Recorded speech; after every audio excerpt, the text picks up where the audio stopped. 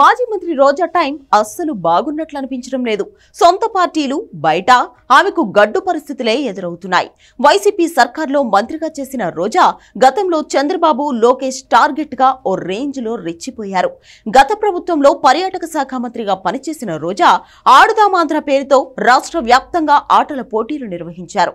ఈ కార్యక్రమంలో 100 కోట్ల అవినీతి జరిగిందంటూ ప్రచారం జరుగుతోంది.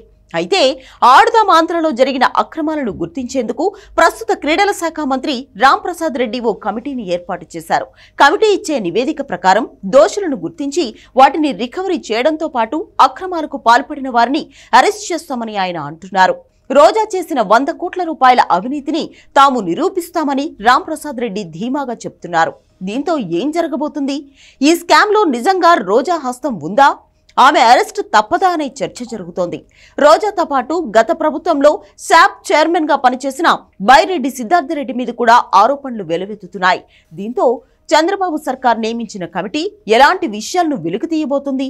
ఈ కేసులో ఏం జరగబోతుందన్నది ఆసక్తికరంగా మారింది. ఈ మధ్య విశాఖ ప్యాలెస్ పై కూటమి నేతలకు కౌంటర్ ఇచ్చిన రోజా టీడీపీ టార్గెట్ గా మారారు. రిషికొండ నిర్మాణాలకు ముందు తర్వాత అంటూ సోషల్ మీడియాలో ఓ ఆట ఆడేసుకున్నారు. రోజా బెంజ్ కార్ గురించి చెప్పాలంటూ కొత్త డిమాండ్ తెర మీదకు తీసుకొచ్చారు. ఇదంతా ఎలా ఉన్నా ఆడుదాం ఆంధ్రలో అవకతవకలపై కూటమి సర్కార్ కమిటీ వేయడంతో రోజా విషయంలో ఏం జరగబోతుందా అనే ఆసక్తి ప్రతి ఒక్కరిలో కనిపిస్తోంది.